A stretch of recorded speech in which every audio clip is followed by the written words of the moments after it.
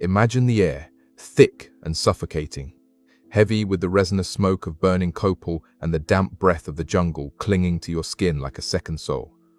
The only light is the frantic flicker of torches, shadows leaping and twisting across the stone walls of a pyramid, a man-made mountain stabbing toward the stars.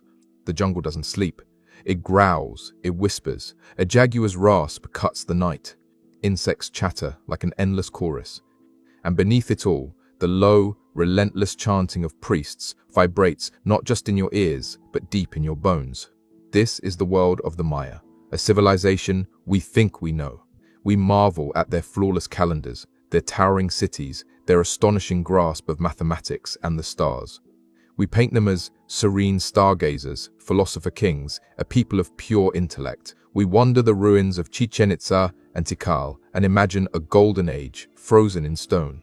But that vision, the neat one shown in textbooks and documentaries, is a lie of comfort. Because etched into those same stones, hidden in their glyphs and whispered in the fractured tales of their descendants, lies another story. A truth that is raw, visceral, and to us, utterly horrifying. Before we pull back that veil and step into the heart of this forgotten world, I want you to do one thing. If you believe history isn't just kings and dates, but the raw, bloody, chaotic pulse of human life, hit that like button, subscribe, because here we don't just recite facts, we descend into shadows together. And drop a comment below. Tell me where in the world you're watching from.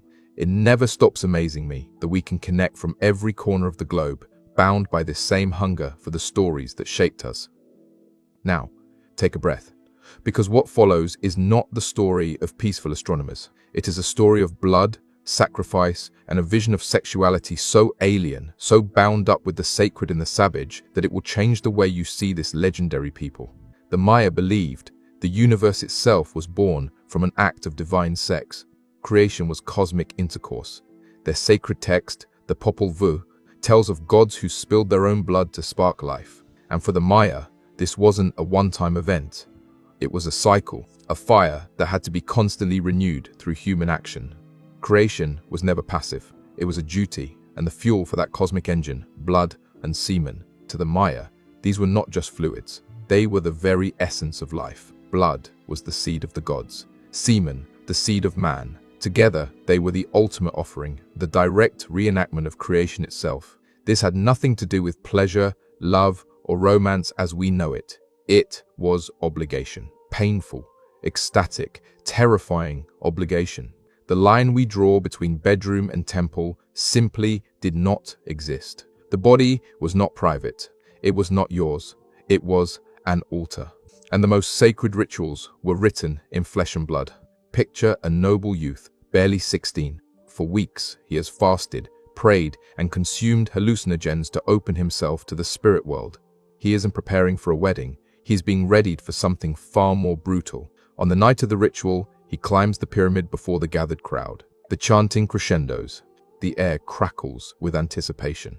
And he is not afraid. He is exalted, for he is about to feed the gods. The high priest, cloaked in jaguar skins and crowned in brilliant quetzal feathers, approaches. In his hand is a weapon of devotion, a stingray spine, jagged and cruel, revered for its power to draw the sacred essence. And in a moment of unbearable ecstasy and agony, witnessed by the entire community, the boy pierces his own penis, not once, but many times. A rope, studded with thorns, is threaded through the wounds to draw forth as much blood as possible. The pain is beyond comprehension, but it is not punishment. It is transcendence. His blood drips onto bark paper, then sets aflame. Smoke rises, carrying his life force skyward, feeding the gods, ensuring the sun will rise, the rains will fall, and the corn, the very substance of life, will grow. In this moment, he is no longer just flesh. He is a conduit, a bridge between the mortal and the divine.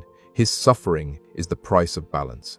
And this was no fringe act, no hidden cult ritual. It was the very heart of Maya belief, practiced by kings, nobles, and elites, those deemed closest to the gods. Their own art proves it. Carved stelae, painted ceramics, lintels. King Shield Jaguar is shown dragging a thorn-studded rope through his tongue, while his queen, Lady Zook, bleeds beside him. But for men, the most sacred offering, the ultimate act of creation came from the source itself, the penis. It was the ultimate act of returning life force to the gods, a repayment for the gift of existence itself. In Maya society, the sexual organs were not hidden in shame, but revered, displayed as sacred tools, instruments for bargaining with the universe. And what you've just heard, as shocking as it is only the beginning. It's the doorway into a world where the lines between pain, pleasure, and piety vanished completely. But what happened when this ritual wasn't performed alone, but with a partner? What role did women play in these blood-soaked acts of fertility? And what happened when the gods demanded not just blood, but the ultimate sacrifice? For Maya women, the role in this sacred theater of flesh was just as vital, and in many ways even more complex. While men offered the seed of mankind, noble women became conduits for the blood of their divine lineage.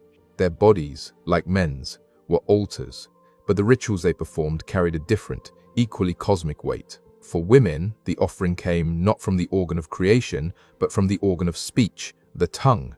Imagine Lady Yuchuk, queen of Yakshilan, a powerful figure in her own right, kneeling in a torchlit temple chamber. Her husband, the king, has just endured his agonizing act of genital perforation. Now, it is her turn. She is no passive witness. She is a participant, an equal partner in the transaction between humanity and the divine. The priestess places the sacred tool in her hands, a rope lined with the razor-sharp thorns of the sacred ceiba tree, the world tree that bound heaven, earth, and the underworld. Calmly, almost serenely, she drives the thorns through her tongue. Not a simple prick, but a deep, tearing wound. Then she threads the entire rope through it, pulling again and again until the blood pours in torrents, soaking the bark paper laid at her feet. This is not merely her blood. It is ancestral blood, divine blood, a lineage that reaches back to the gods themselves. By offering it, she reaffirms her right to rule, her sacred connection to the powers that shape existence. The pain becomes a key, unlocking visions. As the blood drips and the agony intensifies, she enters a trance, a vision quest. The bark paper is set aflame, smoke rising, curling around her in thick clouds.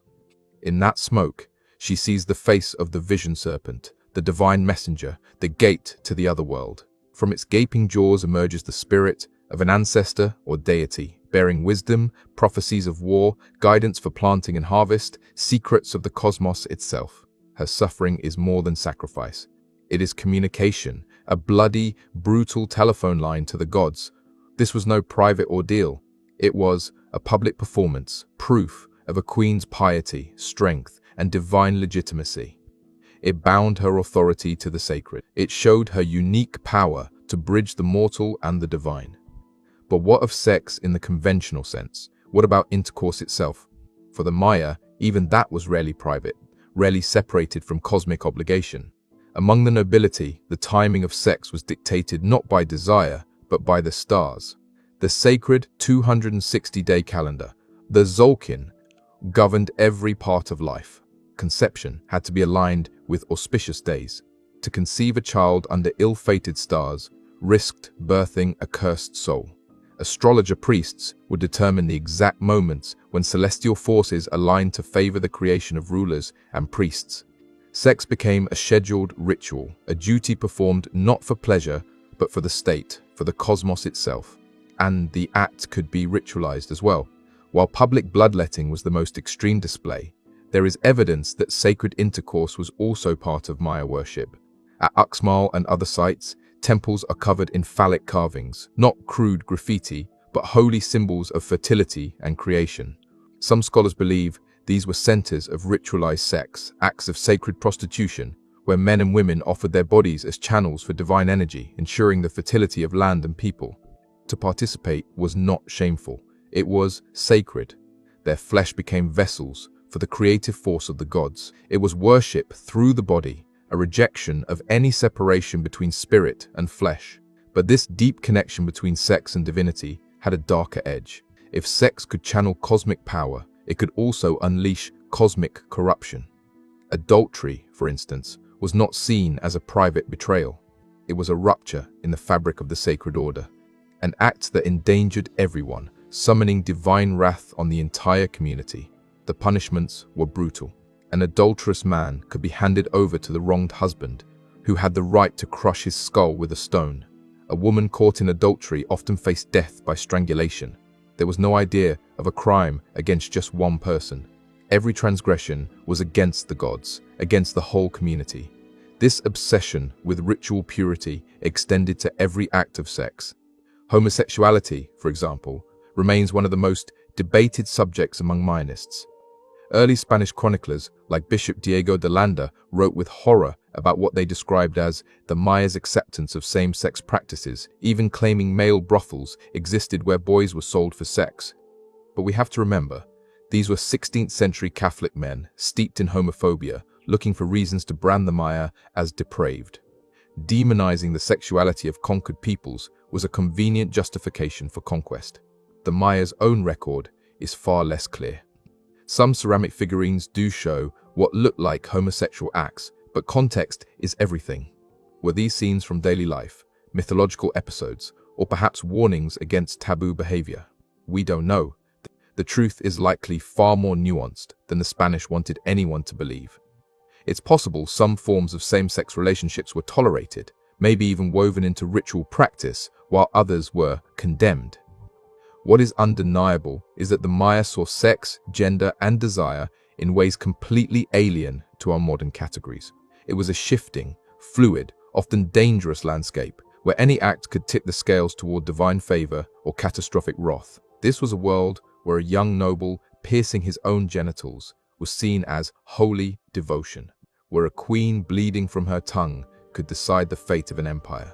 And sometimes their own blood wasn't enough. Sometimes the gods demanded more. Sometimes the balance of the cosmos required the ultimate price, sex and death, fused in sacrifice. That's where human sacrifice came in, the most terrifying expression of their worldview. This was not random slaughter, not mindless violence. It was deliberate, calculated, ritualized. The greatest gift mortals could give to the gods who, in Maya belief, had given their own blood to create the universe. For the Maya, existence itself rested on a sacred debt. The gods had spilled their essence to shape the world. The repayment was life force, and the most powerful form of life force was a human heart, still beating. The victims were often no ordinary people. They were elite captives, kings, nobles, war leaders, taken alive from rival cities. To sacrifice them was to seize not just a body, but their vital energy, their divine essence. Offering it to one's own gods strengthened your city, while weakening your enemies. War, for the Maya, wasn't really about land or resources. It was about capturing blood, capturing bodies destined for the altar. A successful campaign wasn't measured in territory won, but in the noble captives dragged back alive. Picture the scene, played out countless times in cities like Palenque and Tikal. A captured lord who just weeks ago commanded armies now stands stripped naked. His skin is painted blue, the color of sacrifice. He is marched onto the ball court to play one last game. But this is no contest. It is theater, a ritual reenactment of the eternal struggle between the hero twins of the Popol Vuh and the lords of Xibalba, the underworld. His defeat is inevitable. Afterward, he is dragged up the steep temple steps.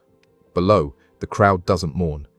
They erupt in frenzy, a collective ecstasy, drums pounding, flutes shrieking, voices roaring like a storm. At the summit, 4 priests painted blue seize him, bending him backward across a curved altar, his chest thrust toward the sky. Then the high priest, the Nacom, steps forward. In his hand gleams a blade of obsidian, sharper than steel. With one swift motion, he plunges it below the ribs, slices open the chest, and reaches inside. He tears free the heart, still pulsing, still steaming, and lifts it to the heavens. The lifeless body is then rolled down the pyramid steps, tumbling in a grotesque cascade of blood until it lands in a broken heap below. But sometimes, the horror did not end there. Archaeology and Maya art both suggest ritual cannibalism. The flesh of sacrificed captives, especially powerful lords, could be consumed. To eat was to absorb, to take in their strength, their spirit, their essence. It was domination and communion in one. And through all this violence, sex was never far away. Sacrifice and fertility were bound together. Blood spilled on the earth was seen as fertilizing the soil, ensuring the growth of maize. the very substance of Maya life. Even their language reveals this connection. Words for semen and maize were linked. Words for blood and the sap of trees overlapped. Life, sex, blood, sacrifice, all part of the same sacred continuum, and sometimes that link was made explicit. Maya art shows men in the act of intercourse with a goddess as they were sacrificed. Their semen and their blood released together at the instant of death. It was the ultimate collision of creation and destruction, a moment of divine ecstasy where the barriers between life and death, pain and pleasure dissolved completely. In that instant, the victim was not just a man, he became a god. His death itself became creation, fuel to keep the universe alive. It wasn't only men who faced the altar. While male captives were the most common victims of heart sacrifice, women and children were not spared, though their deaths often took different forms. Children, seen as pure and untouched, were considered especially powerful gifts for the rain god, Shak. Many were drowned in sacred cenotes, those vast limestone sinkholes the Maya believed were gateways to the underworld. At Chichen Itza's sacred cenote alone, archaeologists have uncovered the bones of hundreds, many of them children. Their remains show they weren't locals, but brought from distant regions. Evidence of a vast system of tribute and sacrifice. Women, too, were killed in rituals tied to the moon goddess and other female deities. Some were decapitated, their skulls mounted on racks, while others were dismembered in ceremonies meant to echo mythological events. The sheer scale and variety of these rites is staggering, but for the Maya, this wasn't murder. It wasn't cruelty for cruelty's sake, it was survival. In their eyes, the universe was fragile, always on the brink of collapse, and only through blood could balance be maintained. This worldview was born from the unforgiving Central American jungle, where droughts could erase a harvest overnight. Jaguars prowled the edges of villages, and the gods seemed both near and terrifyingly demanding. Their sexual and sacrificial rites, as horrifying as they appear to us, were their answer to chaos. A way to impose order, a way to play their part in the cosmic drama of creation. And, for over 1,000 years, it worked. This belief system fueled their art, their science, their wars, but it may also have sown the seeds of their downfall. The classic Maya world, from roughly 250 to 900 AD, was bound together by ritual bloodshed. It legitimized the Kuhul Ajor, the holy lords who ruled their cities. It gave meaning to life and death, but it also locked their society into an endless cycle of escalating violence. A Maya king's greatest duty wasn't ruling as an administrator. It was proving his connection to the gods through blood. His authority was written in scars carved into his own flesh and in the bodies of his enemies. If the rains failed, if the crops withered, if captives weren't taken, it meant the gods had abandoned him. His power collapsed, not from politics, but from spiritual failure. That pressure pushed kings to outdo one another in ever bloodier spectacles. Wars were waged not for land, but for prisoners destined for sacrifice. Monuments became propaganda, boasting of skull racks piled high or rival rulers captured and offered to the gods. But this cycle wasn't sustainable. Constant warfare drained resources, stripped manpower from fields, and fueled instability. Worse, as crises mounted, droughts, deforestation, overpopulation. The Maya answer wasn't less sacrifice, it was more. Later burials reveal mass killings hastily carried out, a brutal contrast to the carefully staged rituals of earlier centuries. Desperation is written in the bones. If the gods weren't satisfied, the only answer was more hearts, more blood. And this worldview didn't just weigh on kings, it shaped the lives of everyone. Farmers in their maize fields, potters at their wheels, weavers at their looms. They all shared the same sacred burden. They gave what they could, the blood of a chicken, a turkey, or a few drops of their own. Their offerings, however small, were believed to keep the cosmos alive. But they also carried the weight of supporting temple complexes, priests, and warriors. They paid tribute in crops, goods, labor, and sometimes with their own lives. It's a myth that all sacrificial victims were foreign captives. High-status enemies were prized. But in times of desperation, commoners could be chosen. Mass graves filled with men, women, and children tell that grim story. Now imagine living in a society where the rains failed, the droughts stretched longer, and the maize harvests grew smaller, yet the demands of the state and the priesthood only intensified. The rulers who were meant to uphold cosmic order were instead presiding over a world visibly unraveling. At some point, the faith that had held for 1,000 years must have begun to fracture. The old social contract that the sacrifices of the many, led by the divine king, would win the gods' favor, was breaking. The gods were eating, but the people were starving. This tension fed into what we call the classic Maya collapse. It was not one sudden disaster, but a slow and complex process. Political fragmentation, depopulation, and decline across more than a century in the southern lowlands, the very heart of classic Maya civilization. One by one, great cities were abandoned. The Maya stopped carving their elaborate stone monuments, those stelae that once glorified their divine kings.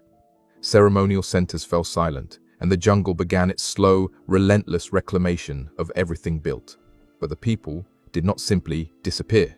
Many likely migrated north to Yucatan cities like Chichen Itza and Mayapan, which flourished for centuries more. Yet the political and religious system of the classic era, with its divine kings and bloody pacts with the gods, had collapsed under its own contradictions.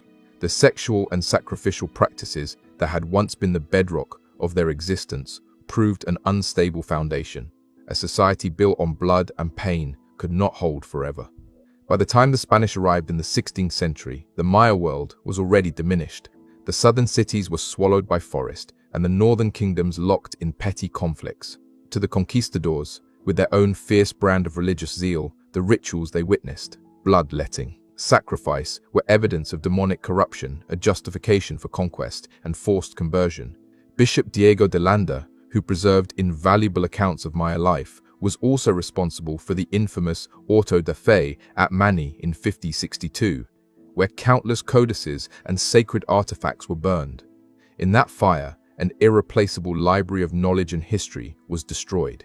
De Landa sought to erase what he saw as demonic sexuality, replacing it with Catholic chastity, to abolish pagan sacrifices and substitute them with the sacrifice of the Mass. In doing so, he and others severed the Maya from the last remnants of a cosmology that had endured for millennia.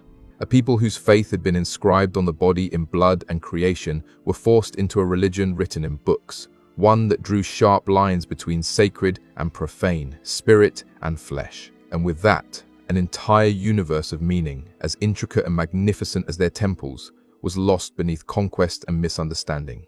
Yet the echoes never fell completely silent. They still reverberate, hidden in plain sight, a ghostly testament to a culture that refused to be erased. To travel through the Maya lands today, Chiapas, Guatemala, Belize, the Yucatan, is to walk through a landscape haunted by this bloody and sacred past.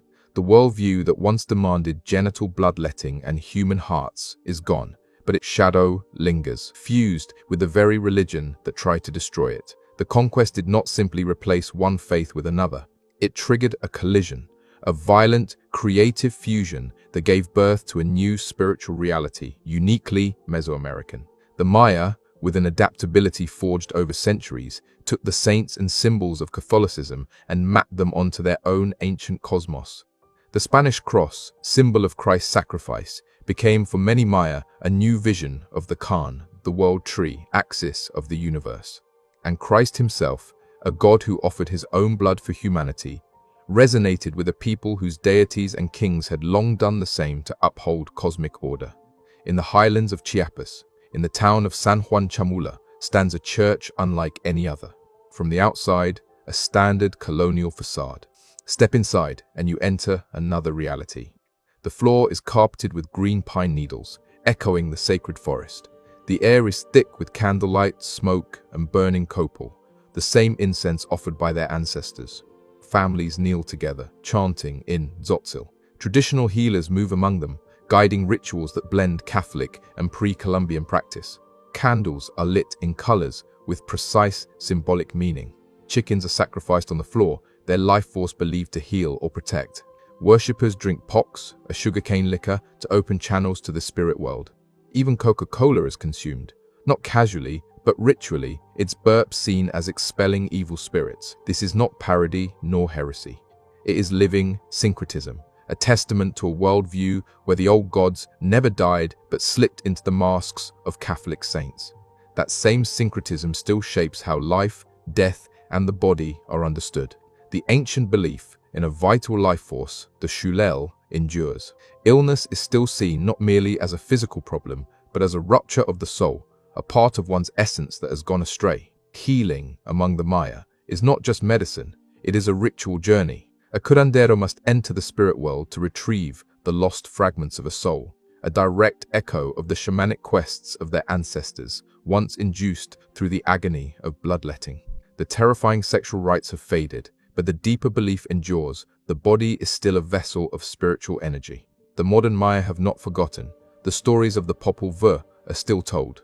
The sacred 260-day calendar is still kept by ritual specialists in highland villages, consulted to mark auspicious days for planting, marriage, and ceremony. And the ruins of their ancient cities are not empty relics. They are living shrines, places of power where offerings are left and prayers whispered to ancestors believed to still dwell among the stones. But this inheritance is not only one of spiritual survival, it is also one of trauma. The conquest was not the end. Centuries of oppression, exploitation, and outright genocide followed. The Guatemalan Civil War, from 1960 to 1996, was in many ways a continuation of that conquest. The military, often armed and funded by foreign powers, waged a campaign of terror against the indigenous Maya. Over 200,000 people were killed. Entire villages were erased. Women were systematically raped. Community leaders tortured and executed. The justifications often repeated the language of the conquistadors. The Maya cast again as backward, subversive, a pagan infection to be purged from the body politic. In this light, the ritual violence of the ancient Maya seems almost less savage than the industrialized brutality of the modern state. The ancients sacrificed to feed the gods, to preserve the cosmos. The modern state slaughtered its own citizens to preserve power and protect the wealth of an elite. Yet from this shared history of suffering and resistance, a powerful Maya identity has re-emerged. Today, millions of Maya fight to reclaim their languages, revitalize their traditions, and defend their ancestral lands from deforestation and exploitation. They are scholars, activists, farmers, artists. When a Maya activist resists a corporation seeking to clear a forest, they echo the defiance of ancestors who resisted the Spanish. When a village rejects industrial agriculture and returns to planting traditional maize, the sacred flesh of creation, they perform an act of cultural and spiritual resistance. The story of Maya sexuality and sacrifice is not a lurid footnote of the past. It is part of a vast and sophisticated worldview, a vision of humanity's place in the cosmos that was both brutal and beautiful. It is the story of a civilization that reached staggering heights of science and art, fueled by a covenant written in blood. And it is the story of a people who endured 5 centuries of conquest and atrocity, yet whose spirit refuses to die. The screams that once rose from temple tops have long faded, but if you listen closely, in the prayer murmured in a Chiapan church, in the rustle of maize in a Guatemalan field, you can still hear the echo of their indomitable heart. To truly understand the Maya requires a leap of imagination. We must strip away our own assumptions about the self, the body, the sacred. We live in a world shaped by Abrahamic faiths and the Enlightenment, a world that prizes individual life, personal happiness, the privacy of the body, the separation of church and state. For the classic Maya, such values would have been incomprehensible. Their moral compass was not oriented around the individual, but around the cosmos itself. The highest good was not personal survival, but the maintenance of balance, the fulfillment of humanity's covenant with the gods. In that framework, what we see as ultimate violation, the taking of a human life, could be the ultimate act of devotion. What we view as mutilation was for them a sacred duty, a gateway to the divine. It is a concept that defies our instincts. Our first reaction is to judge, to brand their practices as barbaric, but that refusal to see the world on their terms is itself a form of intellectual colonization. A more difficult and far more unsettling approach is to ask, what did this worldview achieve? The answer is staggering. For more than a millennium, the Maya created one of the most advanced civilizations on Earth. Their desire to track the heavens and serve their gods drove them to invent a mathematical system that included zero, developed independently of the old world. Their need to preserve dynasties and ritual obligations gave rise to the most complex writing system of the ancient Americas. Their cosmic dramas of sacrifice and renewal demanded stages worthy of the gods, and so they built an architecture of breathtaking scale and astronomical precision. The pyramids of Tikal, towering more than 200 feet above the jungle canopy, were never just tombs or temples. They were man-made sacred mountains, cosmic stages where rituals renewed the world itself. Maya cities were maps of the universe, their very layout a mirror of sacred geography, and their art, the murals of Bonampak, the carvings of Palenque, the expressive ceramics sealed in tombs, was never decoration. It was revelation, a way to make the invisible world visible, a way to bind religion, politics, and power into images of divine truth. Even the bloodletting scenes that unsettle us today were, to them, visions of beauty because they revealed reality as it truly was. This forces a difficult reckoning. Civilization is not a clean progression from savagery to enlightenment. It is contradiction. A culture can achieve brilliance in mathematics, astronomy, and art while also embracing violence at its core. For the Maya, those two things were inseparable.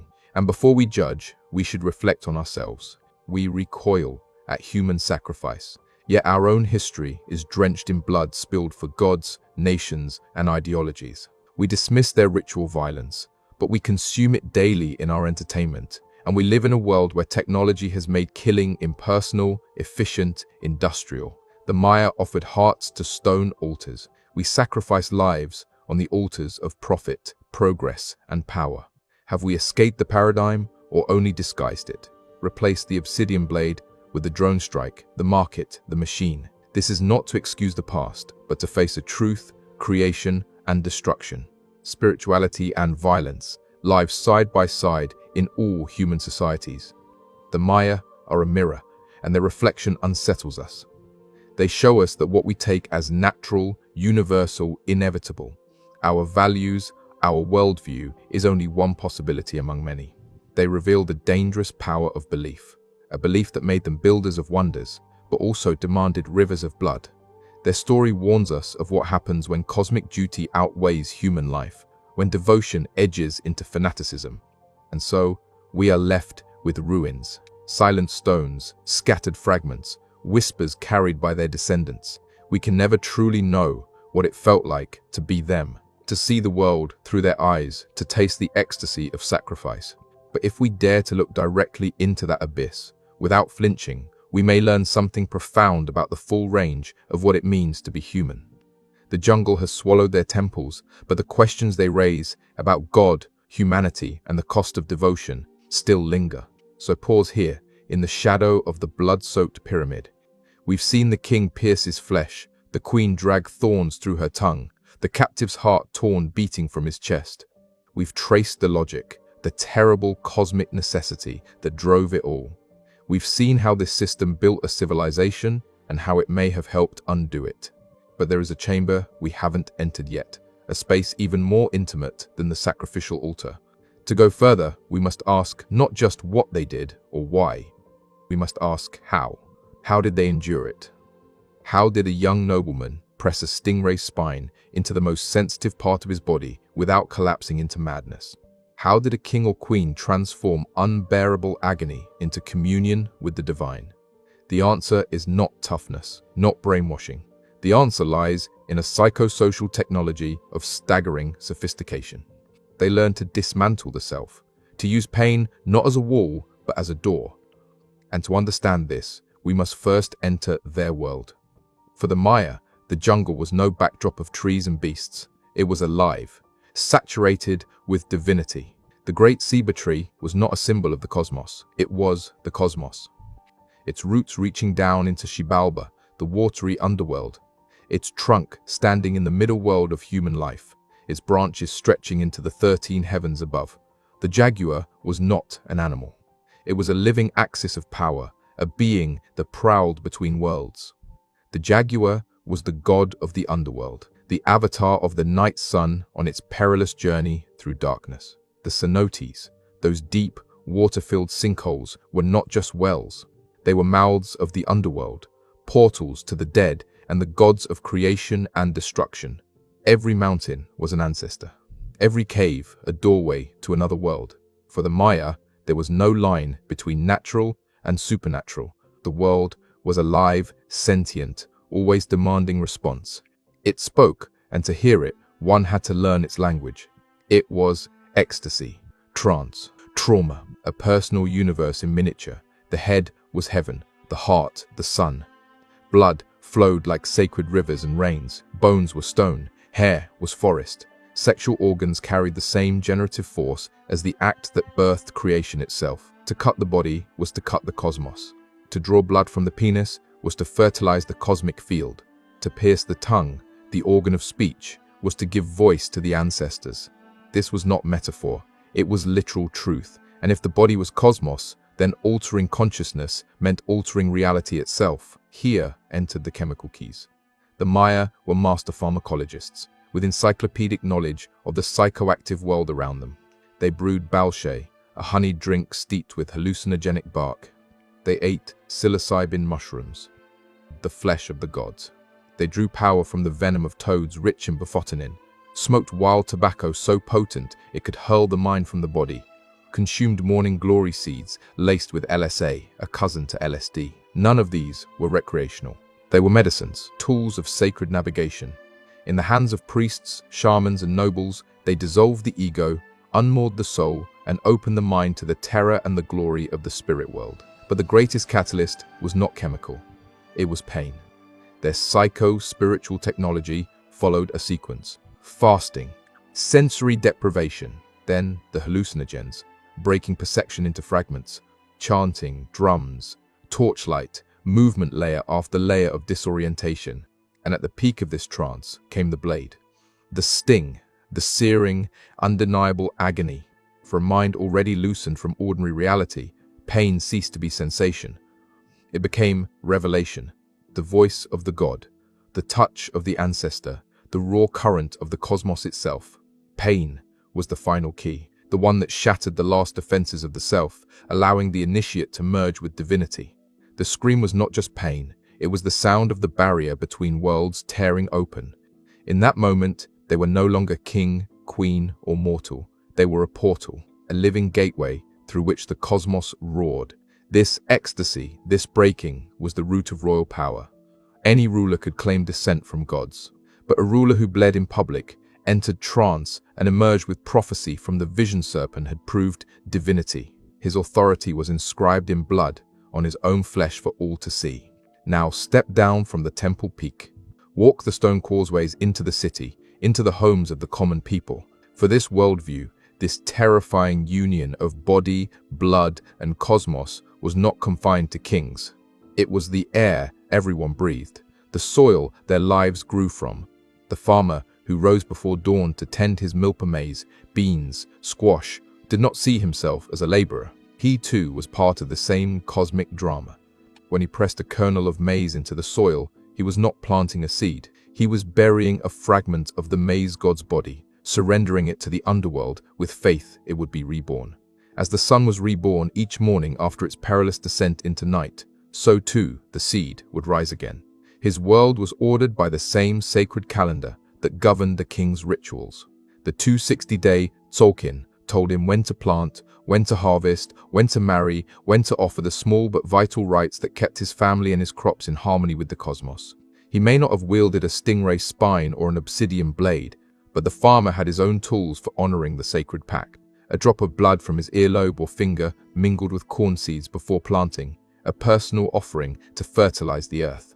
He burned copal incense at a small household altar, its fragrant smoke carrying prayers skyward, a humble echo of the great temple plumes. Even his sex life was woven into the cosmic fabric.